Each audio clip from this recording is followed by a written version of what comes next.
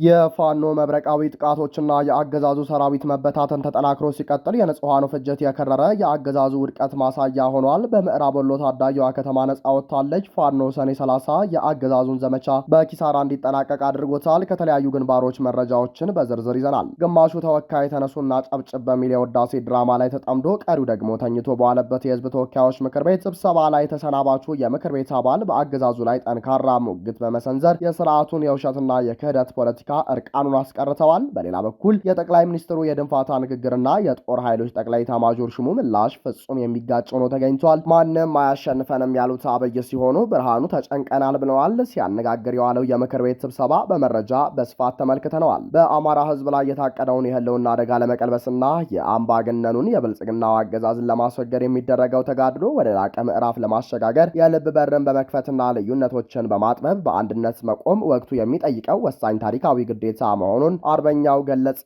የአርበኛውን ሙሉ መልእክት እናስደምጣችኋለንም። ሰላም፣ ጤና፣ ፍቅር የምንመኝላችሁ ውድ የብላክ ላይን ሚዲያ ቤተሰቦቻችን እናንተን ይመጥናሉ ብለን ያሰብናቸውን የተመረጡ ዕለታዊ የግንባርና ወቅታዊ መረጃዎችን ወደ እናንተ ይዘን ቀርበናል። ቻናሉን ሰብስክራይብ በማድረግ ቤተሰብ እንድትሆኑ እየጋበዝን ወደ መረጃዎቹ እናመራለንም። የአማራ ህልውና በአንድነት ይመራ ሲል አርበኛ ዮሐንስ ንጉሱ የጎንደር ፋኖ ለታሪካዊ ጥምረት ጥሪ አቀረበ። በአማራ ህዝብ ላይ የተደቀነውን የህልውና አደጋ ለመቀልበስና የአምባገነኑን የብልጽግናው አገዛዝ ለማስወገድ የሚደረገውን ተጋድሎ ወደ ላቀ ምዕራፍ ለማሸጋገር የልብ በርን በመክፈትና ልዩነቶችን በማጥበብ በአንድነት መቆም ወቅቱ የሚጠይቀው ወሳኝ ታሪካዊ ግዴታ መሆኑ ተገለጸ። ይህ የተመላከተው የፋኖ አመራሩ አርበኛ ዮሐንስ ንጉሱ ሙጬ ዛሬ ሰኔ 30 ቀን 2018 ዓ.ም ባስተላለፈውና መላውን የጎንደር ቀጠና ፋኖ እንዲሁም የአማራን ህዝብ አነቃቃው ወቅታዊ መልእክቱ ላይ ነው። አርበኛውኑ በልባችን መገመድ ህልውናችንን እናውጅ በሚል ባቀረበው ጥሪ አማራዊ ወንድማማችነትን መሰረት ያደረገ ጽኑ አንድነት በአስቸኳይ መመስረት እንዳለበት አሳስቧል። የአማራ ፋኖ ትግል ህዝቡን ከውስጥና ከውጭ ጠላቶች ፍጹም እልቂት ለመታደግ በቆራጥነት ከተነሳበት ጊዜ ጀምሮ ጠላትን ከመከላከል አልፎ ወደ ማጥቃት በመሸጋገር በወታደራዊና በፖለቲካው መስክ ታላላቅ ምርታዎችንና ድሎችን ማስመዝገቡ ይታወቃል። ይሁን እንጂ ይህ ስኬት ይበልጥ ስልታዊና አስተማማኝ እንዲሆን የቀጠናውን አደረጃጀት ሙሉ በሙሉ አንድ ማድረግ ሳይቻል መቆየቱን አርበኛ ዮሐንስ በግልጽነት አስቀምጧል። በየአካባቢው የተወጠኑ የአደረጃጀት ንድፎችን ገቢራዊ ለማድረግ በሚደረገው ጥረት ውስጥ አደረጃጀቱ ከታች ወደ ላይ መሆኑ የፈጠረው ተፈጥሯዊ ፈተና ወራጅ ውሃን ወደ ተራራ ከፍታ የመግፋት ያህል አታጋይ እንደነበር ከተለያዩ መልከ ብዙ ፍላጎቶችና አዳዲስ መሻቶች መደራረባቸው አንድ ሆነን አንድ ላለመሆናችን በርካታ አመክንዮዎችን መደርደር ቢቻልም አሁን ግን የትኛውም ልዩነትን ወደ ጎን ትቶ ዋናውን የህዝብ የሰራዊትና የትግሉን ህልውና ማስቀደም ግድ የሚልበት የታሪክ መስቀለኛ መንገድ ላይ መድረሱን አመልክቷል። የባሩድ ሽታ ምጎ የጠላትን በትር መክቶ ያደገው የጎንደር ቀጠና ፋኖ ትግል ቀድሞ በመደራጀትና ታግሎ በማታገል የጨለማው ዘመን የነጻነት ብርሃን ወጋገኖችን ሆኖ ደማቅ ታሪክ ነበረው አለው፣ ነገም ያስቀጥላል ያለው አርበኛው የልባችንን በር እንክፈት ሲል ነው የአማራዊ ወንድማማችነት ጥሪ ያቀረበው። አርበኛ ዮሐንስ ንጉሱ ለአንድነት መላላክና መዘየት ዋናው ቁልፍ ተግዳሮት የልባችን በር መቆለፍ ነው ብሏል። በመሆኑም የተቆለፈውን የወንድማማዊና የጠራ ዓላማ በር በመክፈት ለአማራ አንድነት ሲባል የጎንደር ፋኖ ክፍሎች ልዩ የልብ ቋጠሯቸውን እንዲፈቱ ተማጽኗል። የፋኖ አመራሩ እርሱና አብረውት ያሉ ጓዶቹ ለአንድነት ሲሉ የልብ በራቸውን ከፍተው ከግማሽ ርቀት በላይ ተጉዘው ወደ ወንድሞቻቸው መጠጋታቸውን በመግለጽ ኑ ብላችሁ ተቀበሉን፣ ከአጠገባችሁ ቆመን ስለ አንድነት የምንማጸነው አንድነታችን የድላችን ምኩራብና የመወጣጫ መሰላል መሆኑን ባለማወላወል አምነንና ታምነን ነው ሲል ጥርጣሬዎችን የሚያስወግድ ወንድማዊ መልእክት አስተላልፏል። ይህ የአንድነት ጥሪ በገዢው ስልጣን ስር ፍዳቸውን ለሚያዩና መስዋዕትነት ለከፈሉ ወገኖች የሚሰጥ ምላሽ መሆኑም ተገልጿል። ትግሉ ፍሬ እንዲያፈራና የጋራ አገዛዙን ለአንዴና ለመጨረሻ ጊዜ ማስወገድ ይቻል ዘንድ ታሪካዊ እውነቶችን በመዘርዘር ጥሪ አቅርቧል። በተጨፈጨፈውና ግፍ በደረሰበት መላው ህዝብ ስም በጀግንነት ህይወታቸውን በሰጡ ሰማዕታት ሰራዊት ስም በቆሰሉት፣ በተሰደዱት፣ በታሰሩትና በተንገላቱት ጓዶች ስም አንድነት በተጠማውና በሚናፍቀው መላው የፋኖ ሰራዊት ስም ኑ አብረን እንሁን ብሏል። አርበኛ ዮሐንስ ለትግሉና ለህዝቡ ያለውን ፍጹም ታማኝነት ሲያረጋግጥም ነጻ ከመውጣትና ከማውጣት በቀር አንዳችም ግላዊ መሻት የለኝም በማለት ለጎንደርና ለድርጅት አንድነት ሲባል በማንኛውም ሁኔታ ራሱን ፍጹም የመፍትሄ አካል አድርጎ ማቅረቡንና ለአማራ ህዝብ ነጻነት ራሱን ዝግጁ ማድረጉን አስታውቋል። የጎንደር ፋኖ አንድነት ይበልጥ እንዲጠናከርና አማራው አታጋይ ድርጅቱን በጽኑ መሰረት ላይ እንዲተክል መላው የፋኖ ሰራዊት የሀገር ውስጥና የውጭ ሀገር ደጋፊዎች እንዲሁም መላው መላው የአማራ ህዝብ የበኩሉን በጎና ታሪካዊ ሚና እንዲጫወት ጥሪውን ያጠቃልላል። በመጨረሻም አማራው በአንድነቱ ላይ ከፍ ብሎ የጋራ ጠላቱን ድል እንዲነሳና ህልውናውን በክንዱ እንዲያስከብር በልብ መገመድና መንፈስ አረጋግቶ የዘመኑን የሰማዕታት አደራ ለቁም ነገር ማብቃት ብቸኛው አማራጭ መሆኑ ተመልክቷል።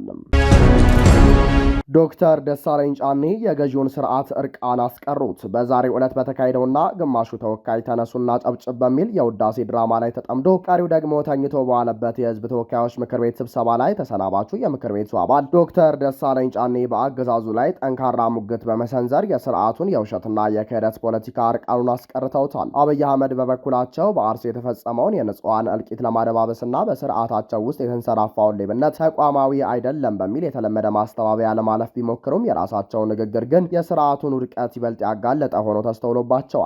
በጦርነትና በድርቅ ምክንያት በሚሊዮን የሚቆጠሩ ዜጎች የዕለት ደራሽ እርዳታ አጥተው ባለበት በአሁኑ ወቅት መንግስት የሰብአዊ ድጋፍ ፈላጊዎችን ቁጥር ከ20 ሚሊዮን በላይ ወደ 2.3 ሚሊዮን ዝቅ አድርጎ ማቅረቡን ዶክተር ደሳለኝ ጫኔ በብርቱ ተቃውመዋል።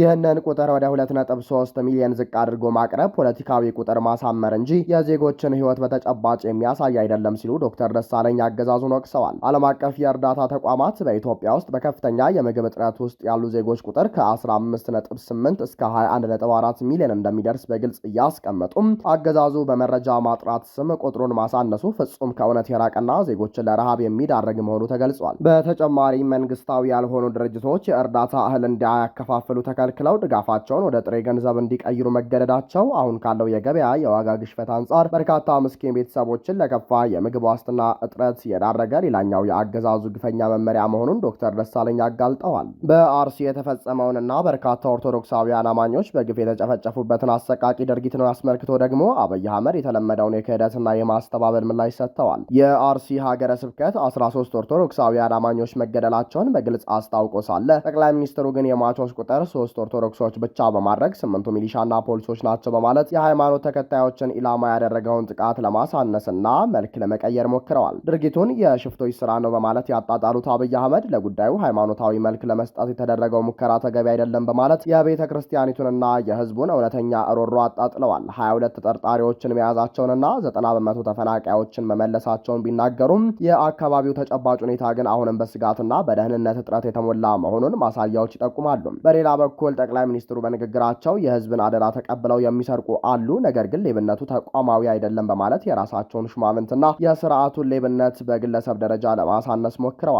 ሆኖም ግን በራሳቸው አንደበት የራሳቸው ተሿሚዎችና ካድሬዎችም በከፍተኛ ዝርፊያ ላይ መሰማራታቸውን ማመናቸው የብልጽግና ፓርቲ ምን ያህል የበሰበሰ መዋቅር እንዳሉ ያሳየበት ማረጋገጫ ሆኗል። ጠቅላይ ሚኒስትሩ ሌብነት ጸያፍና ቆሻሻ ተግባር ነው ካሉ በኋላ እርምጃ ለመውሰድ ግን በኦዲት የተጣራና የተረጋገጠ መረጃ አምጡ በማለት የኃላፊነት መሸሻ ሰበብ አቅርበዋል። ሌባ ልሰርቅ ነው ብሎ አውጆ አይሰርቅም በሚል ምሳሌ የራሳቸውን ደካማ የቁጥጥር መዋቅር ለማመካኘት የሞከሩት ጠቅላይ ሚኒስትሩም መንግስታቸው የደህንነቱና የህግ አስከባሪውን አካል የፖለቲካ ተቃዋሚዎችንና ንጹሃንን እንዲሁም እሳቸው ያልወደዱትን ሀሳብ የሚያጋሩትን ለማሳደድ እንጂ የአገርና የህዝብን ሀብት የሚዘርፉ የራሳቸውን ሹማምንት ለመቆጣጠር ፈቃደኛ እንዳልሆነ በተዘዋዋሪ አረጋግጠዋል። በአጠቃላይ የዛሬው የምክር ቤት ውሎ ገዢው ፓርቲ አገሪቱን ወደ ከፋ ማህበራዊ፣ ኢኮኖሚያዊና ደህንነት ቀውስ ውስጥ እየገፋት መሆኑን ያረጋገጠ ሆኖ ውሏል።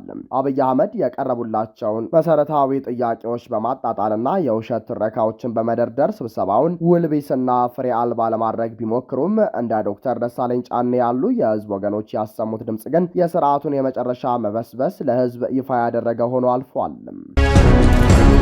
የፋኖ መብረቃዊ ጥቃቶችና የአገዛዙ ሰራዊት መበታተን ተጠናክሮ ሲቀጥል የንጹሃኑ ፍጅት የከረረ የአገዛዙ ውድቀት ማሳያ ሆኗል። የአማራ ህዝብ የህልውና ትግል አዲስና ስትራቴጂካዊ ምዕራፍ ላይ መድረሱን የሚያሳዩ ሪፖርቶች ከየግንባሩ እየወጡ ነው። በተለያዩ የአማራ ክልል አካባቢዎች በተሰነዘሩ ድንገተኛና የተቀናጁ የደፈጣ ጥቃቶች የአገዛዙ የጦር መዋቅር ከፍተኛ መበታተንና የሰው ኃይል ኪሳራ እየገጠመው ሲሆን ሽንፈቱን ተከትሎም በንጹሃን ዜጎች ላይ የሚፈጽመው አረመኔያዊ ኃይል እርምጃና የሰብአዊ መብት መብት ረገጣ እጅግ በርትቷል። በሌላ በኩል የአገዛዙ ታጣቂዎች ትዕዛዝ አንቀበልም በማለት መሳሪያቸውን ይዘው ወደ ፋኖ እየተቀላቀሉ ይገኛሉ። በሸዋ በመንዝ አውራጃ የ104ኛ ኮማንዶ ክፍለ ጦር ከባድ ኪሳራ ደርሶበታል።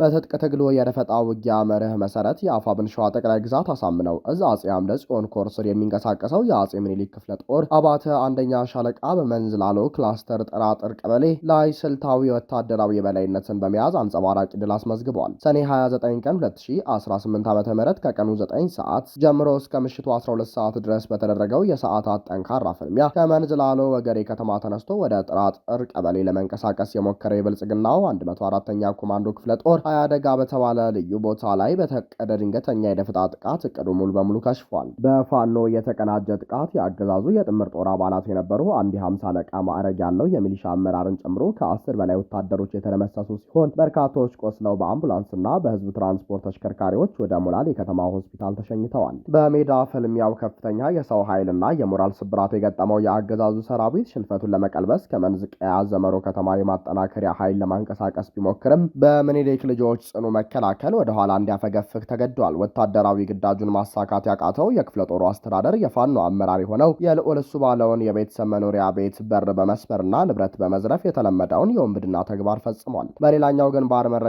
በምዕራብ ወሎ ቢሊ ታዳጊ ከተማ ነጻ ወጥታለች። በምዕራብ ወሎ ግንባር የተሰማራው የአፋብን ወሎ ቤተ አማራ ምኒልክ ዕዝ 105ኛ ኮር 29ኛ ክፍለ ጦር በሰራው አስደናቂ የሌሊት ኦፕሬሽን የቢሊ ታዳጊ ከተማን ሙሉ በሙሉ ነጻ አውጥቷል። ከአመሻሽ 12 ሰዓት ጀምሮ እስከ እኩለ ሌሊት ድረስ የመካነ ሰላም አናብስት የአገዛዙን ጦር መፈናፈኛ ሳጥተው ከጦር ሰፈራቸው እንዲለቁ አድርገዋል። በሌሊቱ ኦፕሬሽን የተደመሰሱና የቆሰሉ የጠላት ኃይል አባላት ትክክለኛ ቁጥር ለማወቅ የሰዓቱ ሁኔታ ባያስችልም የአገዛዙ ጦር ያልጠበቀው ሽንፈት እንደገጠመው የውስጥ ወታደራዊ ምንጮች አረጋግጠዋል።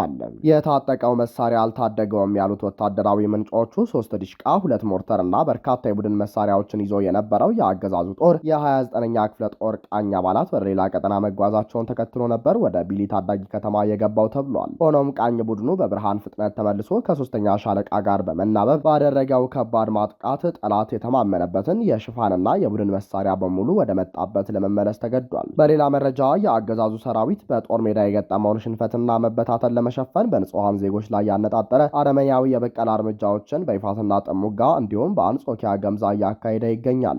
በይፋትና ጥሙጋ አውራጃ ሰኔ 29 ቀን 2018 ዓ.ም በአርማንያ ቀበሌ የሁለት ልጆች አባትና ሚስቱ የሞተችበት ትጉህ ገበሬ የነበሩትን አቶ ወንዳ ፍራሽ ንጉሴን በሌሊት 4 ሰዓት ከቤታቸው አውጥቶ ወደ ካምፕ በመውሰድ አሳድረዋል። በማግስቱ ፍጹም ጭካኔ በተሞላበት ሁኔታ አይናቸውን በማውለቅና እጃቸውን በመቆራረጥ በግፍ የገደላቸው ሲሆን አስክሬናቸው እንኳን ለቤተሰብ እንዳይሰጥ ከልክሏል።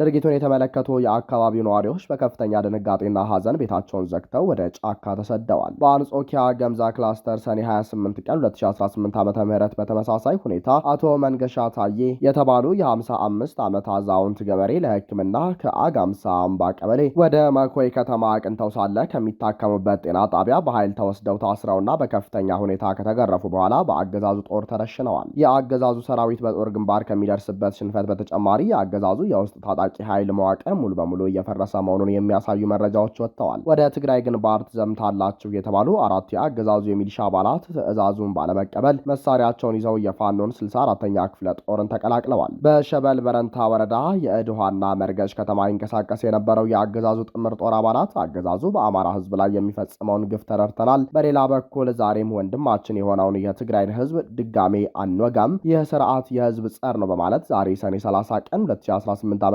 ከአፋብን 201ኛ ኮር 64ኛ ክፍለ ጦር ጋር በሙሉ ትጥቃቸው ተቀላቅለዋል። የዛሬው የህዝብ ተወካዮች ምክር ቤት ውሎ በተለመደው ዲስኩር በህዝብ ተወካዮች ምክር ቤት ተገኝተው የሰጡት ማብራሪያ እንደተለመደው በፉከራና በዲስኩር የታጠረ እንዲሁም ከወታደራዊ ባለስልጣናቶቻቸው ንግግር ጋር ፍጹም የማይጣጣምና የገዢው አካል ስጋትና መደናገጥ በጉልህ የታየበት መድረክ ሆኖ ተጠናቋል። ባለስልጣናቱ በአንድ በኩል የአገሪቱን ሉዓላዊነትና ሰላም አስከብረናል ሲሉ፣ በሌላ በኩል ግን የሚሰጧቸው ንግግሮችና የአገዛዙን የውስጥ ፍራቻ የፖለቲካ ኪሳራ የሚያጋልጡ ሆነው ተገኝተዋል። አብይ አህመድ ዛሬ በምክር ቤቱ ባደረጉት ንግግር የሻዕቢያን የወያኔንና የሱዳንን ስም በማንሳት አገዛዛቸው ምንም አይነት ስጋት እንደሌለበት በከፍተኛ ድንፋታ ለመግለጽ ሞክረዋል። ጠቅላይ ሚኒስትሩ እንኳን ሻዕቢያ፣ ወያኔና ሱዳን ሌላም ብትጨምሩ በኢትዮጵያ ሉዓላዊነት ቅንጣት ታክል ስጋት የለንም፣ ቅንጣት ታክል ያንን ለመከላከል የሚያስችል ብቃት እየገነባን ያለነው እኛም ስጋት የለብንም በማለት የቀድሞውን የትግል ስልት ባረጀና ባፈጀ ሲሉ አጣጥለውታል። አሁን ያለው ትውልድና የከተማ ነዋሪ ህንፃ አስቀምጠህ ራስህን ለመስዋዕትነት ማዘጋጀት አብሮ አይሄድም በሚል ተቃዋሚዎቻቸውን ለመንቀፍ ቢሞክሩም ንግግራቸው ግን አገዛዙ በከፍተኛ የፍራቻ ድባብ ውስጥ መውደቁንና ይህንኑ በፉከራ ለመሸፈን መፈለጉን የሚያሳይ ነው ተብሏል። ይህ የጠቅላይ ሚኒስትሩ የድንፋታ ንግግር የጦር ኃይሎች ጠቅላይ ኤታማዦር ሹም ፊልድ ማርሻል ብርሃኑ ጁላ በቅርቡ በአንድ መድረክ ላይ ከሰጡት መግለጫ ጋር ፍጹም የሚጋጭ ሆኖ ተገኝቷል። ብርሃኑ ጁላ በወቅቱ አገሪቱ ያለችበትን አሳሳቢ ሁኔታ ሲገልጡ ስርዓት አልበኝነት የነገሰባት፣ ሰላምና ልማት የጠፋባት፣ ዳር ድንበር መከላከል የማይቻልባት ሀገር፣ ሉዓላዊነቷን ያጣች፣ እርስ በእርሱ የሚተላለቅ የውጭ ጠላት እንደፈለገ ገብቶ ዜጎቿን የሚጨርስባት የሞት የመከራና የሰቆቃ ሀገር እንደሆነች አድርጎ መውሰድ ይገባል በማለት የአገሪቱ ሉዓላዊነትና ደህንነት ምን ያህል አደጋ ላይ እንደወደቀ በግልጽ አምነዋል።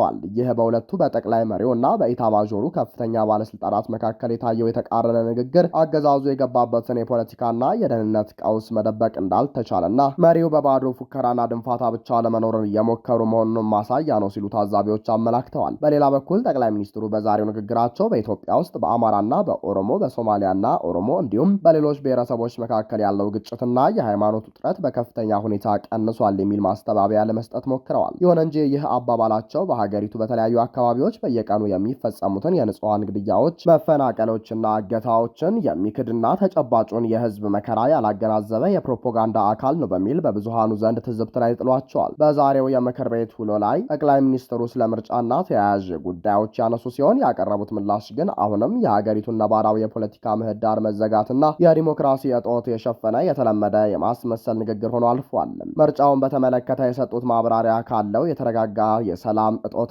የፖለቲካ ፓርቲዎች መገፋት አንጻር ሲታይ የሰላምና የዲሞክራሲ ዋስትና ሊሆን እንደማይችል የፖለቲካ ታዛቢዎች ይናገራሉ። በአጠቃላይ የዛሬው የህዝብ ተወካዮች ምክር ቤት ውሎ በህዝብ ላይ የደረሰ ላለው ዘርፈ ብዙ ማህበራዊና ኢኮኖሚያዊ ቀውስ እውነተኛ መፍትሄ ከመፈለግ ይልቅ የጠቅላይ ሚኒስትሩን ስልጣን ለማስጠበቅ የሚደረግም የዲስኩር የፉከራና የወታደራዊ ድንፋታ መድረክ ሆኖ መጠናቀቁን ተቺዎችና ታዛቢዎች በከፍተኛ ቅሬታ ገልጸዋል።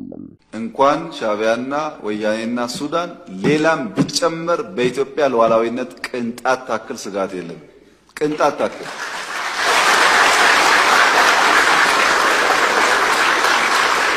ያን ለመከላከል የሚያስችል ብቃት እየገነባን ያለነው ጊዜው ሲደርስ እንዳስፈላጊነቱ እንገልጻለን። እኛ ስጋት የለብንም።